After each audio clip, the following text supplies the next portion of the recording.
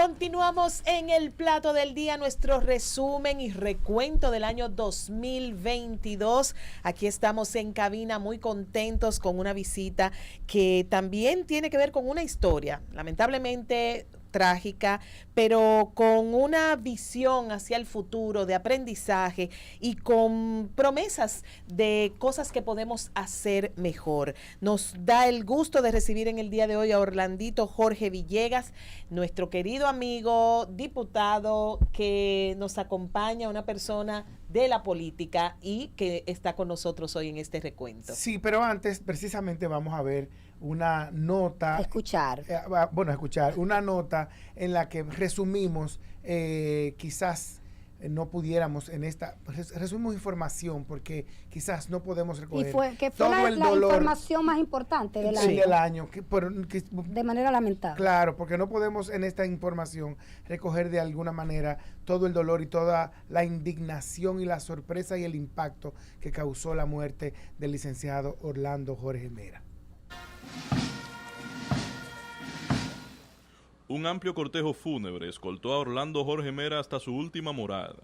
En el trayecto, ciudadanos de distintos estratos sociales se sumaron a la despedida. Ya en el Campo Santo, los restos mortales fueron recibidos con honores militares, en presencia de la primera dama Raquel Arbaje y de otros funcionarios del más alto nivel. Familiares cercanos dedicaron palabras especiales frente al féretro, recordando vivencias y gratos momentos junto a la hora extinto. Cuando papá y mamá murieron, me dijiste, ahora tenemos que estar más unidos que nunca. Y yo te dije, claro, y honramos ese compromiso hasta el final. Hay cosas que hay que dejársela a Dios para entenderlo. Nosotros somos una familia de fe y así lo estamos haciendo. Gracias por haber estado con nosotros físicamente estos 55 años de vida terrenal. No nos abandonas. Estás con nosotros, seguirás estando. Te consultaremos. Te voy a preguntar todo, como siempre lo hacía. Su hija, entregada al servicio religioso, le agradeció por haberla llevado a los pies del Todopoderoso. Porque mi papá murió con la fe de un hombre católico y ahora está en mejor lugar que nosotros. Tras la despedida de sus seres queridos más cercanos, Jorge Mera fue inhumado. En este Campo Santo concluye la historia de un padre, un hermano, un alto dirigente político, un funcionario, un ministro, pero sobre todo un amigo que supo proyectar en muchos un amplio sentido de humildad, colaboración y entrega. Samuel Guzmán, CDN. Así mismo como terminó esa historia, Orlando era un hombre muy humilde. Nunca cambió su teléfono, nunca dejó de levantarnos el teléfono a nosotros que buscábamos noticias, él como funcionario, como dirigente político, entregado a su organización. En todas las organizaciones que estuvo, Orlando estuvo en primera fila defendiendo al Partido Revolucionario Dominicano, al Partido Revolucionario Moderno, a todos sus compañeros, lo propio que con su familia, una familia muy unida. Y hoy tenemos a Orlandito Jorge Villegas, como presentaba Nereida y Juan Carlos. Y también empiezo mis preguntas, Orlando, con una frase que dijiste en la historia que acabamos de escuchar. Cosas que hay que dejársela a Dios para entenderla. ¿Ya entendió la familia Jorge Villegas la desaparición física de don Orlando? Bueno, en primer lugar, gracias amigos por invitarme al programa Plato del Día. Segunda vez que estoy aquí. Sí. No hace poco también estuvimos con otros temas y la verdad que poder comentar sobre esta situación, digamos, personal que nos golpeó a nuestra familia es algo que con mucho gusto podemos compartir con ustedes. Mira, para los que somos creyentes, los motivos humanos de ciertas cosas quizás uno no lo entiende. Y esa tragedia que ha sido para toda mi familia el golpe más grande que nos ha dado la vida. La vida, yo entiendo que no hay una vida perfecta. Si hay una, me la enseñan, pero Yo que soy un ávido lector de historia y personalidades y biografías, nunca he visto una vida perfecta. Y la vida, como familia, nos había dado golpes, pero nunca uno como este. Por la forma y el fondo. Y yo te puedo decir que al día de hoy, uno ha superado en cierto grado el hecho, no la ausencia, sí el hecho. Pero de entenderlo humanamente es imposible entenderlo. Como una persona que uno entendía que era un amigo, correcto. Una persona que uno la ha estado viendo. Yo desde que tengo uso de la razón he visto a esa persona en los alrededores de mi familia y de repente un día ocurre esto. Entonces yo te diría que humanamente hablando es la verdad que es difícil entenderlo. Y espiritualmente, Entonces espiritualmente hablando, ¿cuál es el aprendizaje? mira, yo diría que primero nosotros damos prestado aquí en esta vida. Ese es el primer aprendizaje. Una vez se entiende que no, o sea, uno está aquí y bueno, hay gente que quizá no cree en la muerte o en la vida después de la muerte, pero y lo primero es que nosotros estamos aquí prestados. En segundo lugar, cómo uno enfrenta tragedias de esta naturaleza. Y nosotros, desde el momento que nos enteramos, y bueno, ya era un hecho que no había vida, como familia actuamos primero en cómo lo hubiera enfrentado él, de estar vivo, con su, digamos, su parsimonia, su paciencia, pero también sus virtudes espirituales. Y cómo nosotros, como familia, podíamos de una tragedia ver oportunidades espirituales. En este caso, la resiliencia, la templanza y sobre todo, no, te repito, lo que somos creyentes, ¿verdad? No ir en contra de la voluntad de Dios. Si Dios quiso que eso ocurriera, eso estaba planificado desde hace tiempo. Escrito de esa forma, cómo ocurrió y cómo pasó.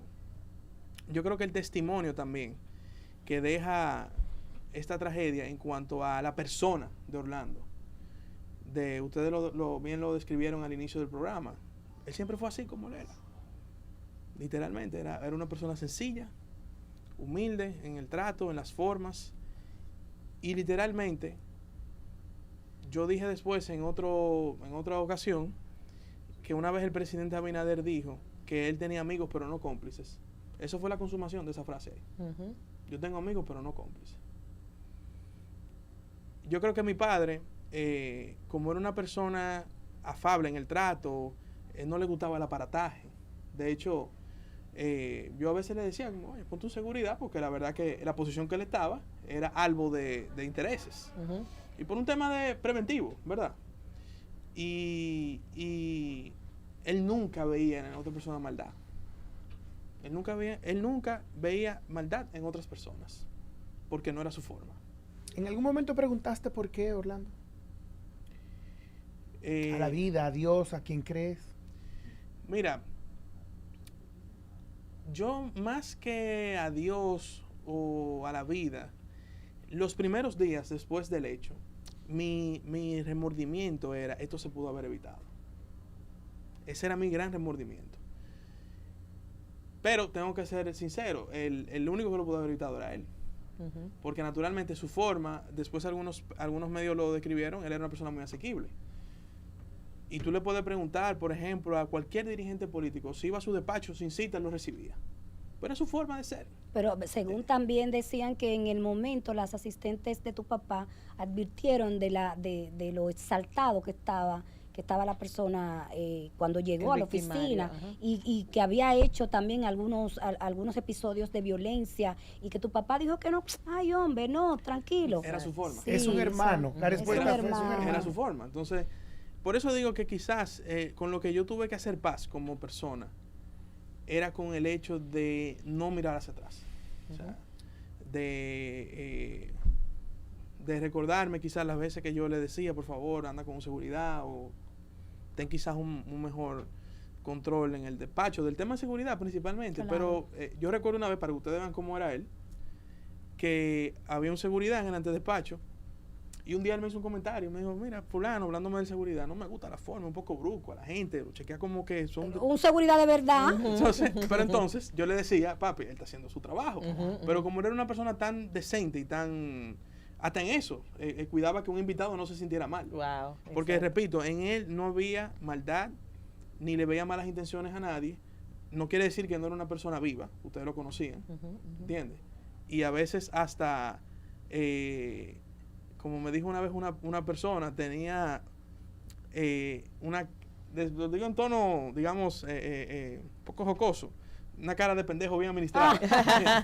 Pero creo que lo que a mí me tocó hacer paz fue con eso, con ese hecho. Orlandito, ¿ha habido, ustedes que eran muy cercanos, la familia de tu padre tuya a la del victimario, Miguel Cruz. Miguel Cruz, ¿ha habido algún tipo de acercamiento entre ambas familias después de esta tragedia? No.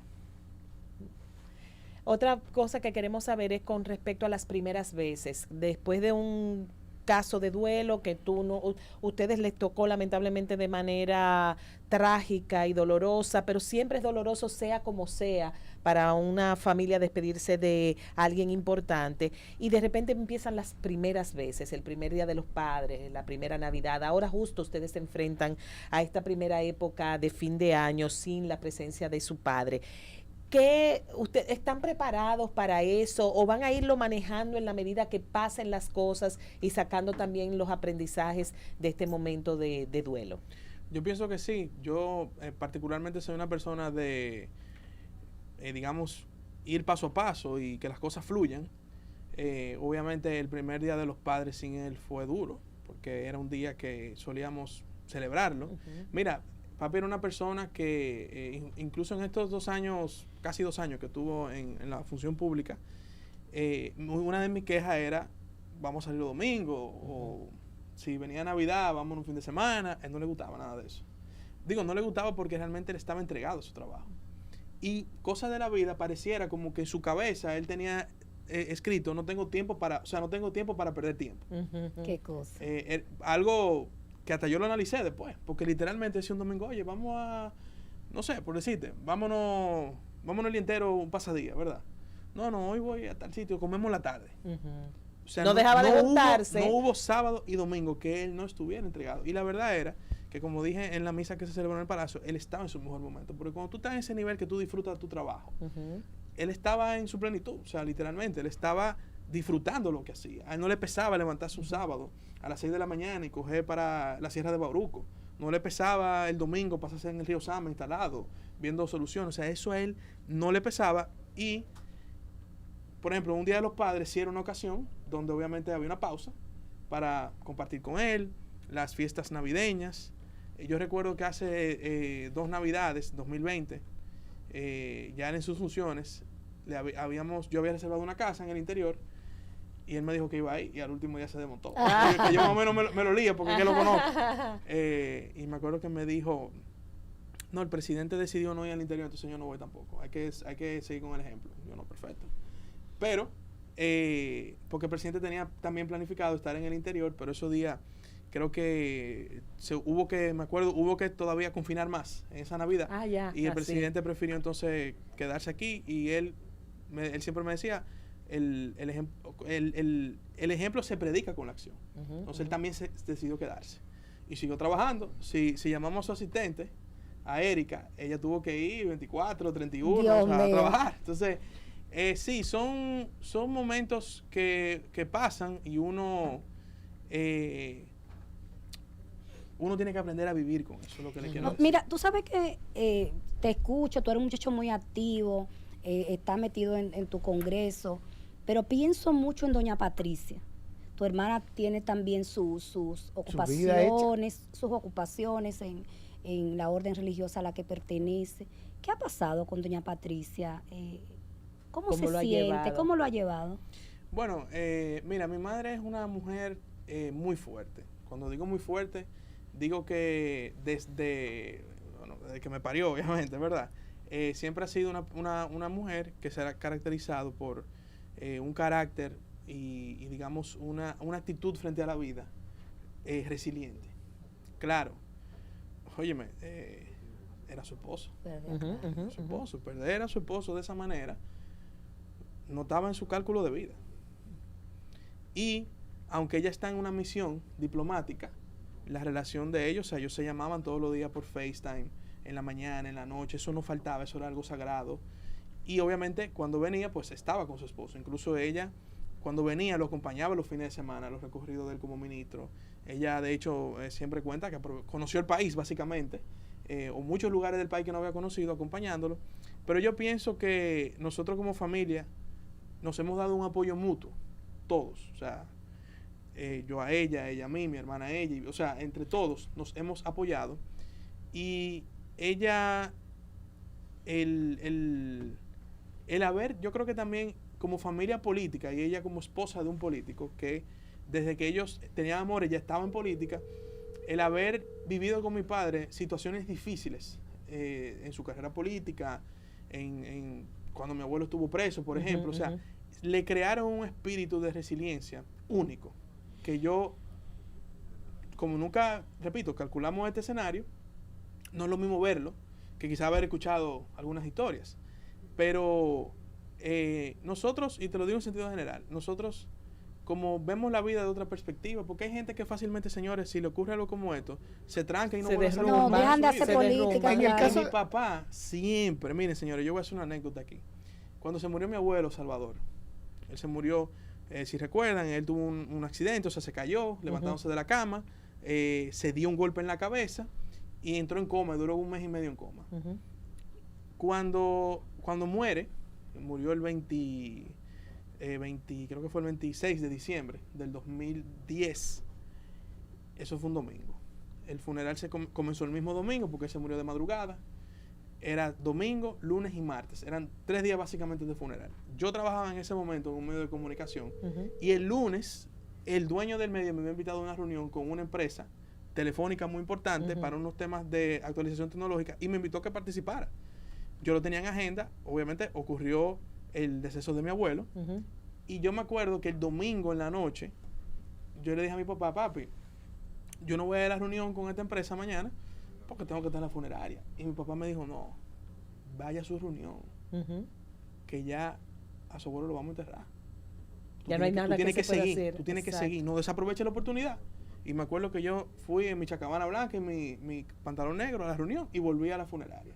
Entonces, uno se pone a pensar, ok, pasó esta tragedia, la desgracia más grande que no puede haber pasado, pero ¿qué hubiese querido Orlando si estuviera vivo y pasara, no sé, a otra persona de la familia? La mejor manera de honrarlo es seguir echando para adelante. Yo que lo conocía, porque tenemos una relación de buen amigo, es lo que hubiese querido, sigan hacia adelante su vida, sigan llevando el legado de la familia, una familia que tiene un legado que de muchos años de trabajo por el país, oportunidades importantes de servicio que tenemos en este momento. Mi madre en su misión diplomática, en mi caso yo como legislador, tu tía, mi tía Dilia en sus también gestiones, digamos como servidora pública. Entonces yo noto que hay gente que, o digo no noto, pero digo que yo creo que en estas situaciones tú tienes dos formas de enfrentarlas. Una es escudriñarte en el dolor y hasta retirarte de la vida y quedarte en eso, o afrontar el dolor de una manera, digamos, con perspectiva de vida, porque el dolor nunca se va, señor. ¿Lo han hecho solo, este manejo lo han hecho solo, o siendo ustedes tan religiosos han buscado ayuda espiritual o ayuda psicológica para manejar esto? Sí, nosotros, o sea, desde el punto de vista espiritual, sí hemos tenido la guía de algunos sacerdotes amigos de la familia, que nos dan bastante seguimiento. Yo te puedo decir que en mi caso, incluso algo que nunca he contado, uno de los temas que a mí me ayudó a ir sobresaliendo esta situación, en el año 2007, yo estudiaba donde vive mi hermana hoy día, en el colegio internacional de ellos, y había formación religiosa. Y en el año, creo que fue 2007-2008, no recuerdo bien, a nosotros nos incluyeron en un retiro sobre la muerte. Incluso pasado la situación de mi papá, pedí el libro en el cual se basó el retiro, que es, voy a buscar el título aquí, es un libro de San Alfonso María de Ligorio, pero es un buen libro, yo lo recomiendo. Usted puede hacer creyente o no creyente, porque habla de la importancia de uno tener en perspectiva que algún día nos vamos a morir. La brevedad del tiempo, exacto. Que algún día nos vamos a morir, cómo uno puede llevar su vida. Aquí está el libro, se llama Preparación para la Muerte, así mismo se llama el libro. Y yo recuerdo bastante ese retiro porque me impactó mucho, yo era muy joven, pero como una vez no tiene eso en perspectiva. O sea, algún día tu vida va a terminar. Sí, sí. Y tú tienes que llevar tu vida. Ese es el spoiler de esta película general. Exacto. Todos vamos a morir. Tú tienes que preparar tu vida para ese momento. Y habla de... O sea, el libro te lo digo y yo lo recomiendo. Y después que pasó esto, lo pedí. Porque obviamente entre viviendo allá y mudándome se me extravió el libro. Lo pedí.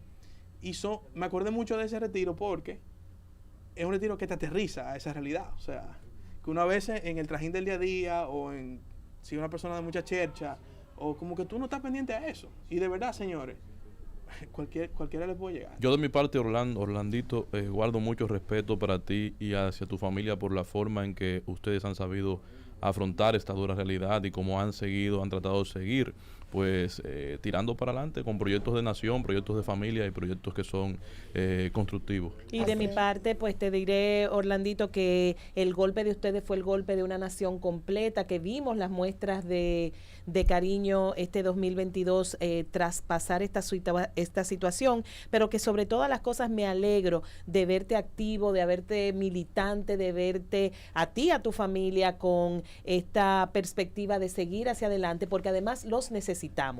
Entonces, que es importante que ustedes sepan, yo aprendí muchísimo de nueva política con Orlandito, trabajando con él un tiempo en radio, y la verdad es que nos alegramos no por lo que han vivido, porque realmente es un dolor muy grande, pero ciertamente de que la resiliencia sea la bandera de la familia Jorge Villegas y de toda la familia Jorge Mera. Gracias por habernos acompañado. Definitivamente esta fue una de las noticias más impactantes del año 2022 y por eso teníamos el deber y la necesidad de hablar contigo, con tu familia, pero sobre todo, gracias por dejarnos esta reflexión de vida y esta visión de seguir hacia adelante. Nosotros, dar las gracias a ustedes por la oportunidad. Es realmente la primera entrevista que hablo, digamos, de este tema desde el punto de vista humano.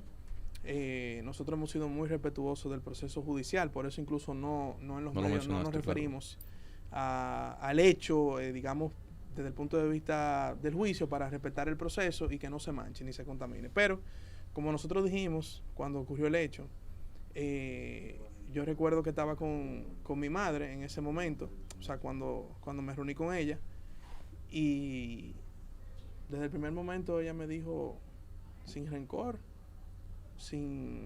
porque incluso, escúchame que me atienda 2 minutos más, sí, tranquilo. Pero cuando a mi abuelo le pasó lo que le pasó, que fue víctima de una persecución política, él siempre decía, yo no guardo rencor.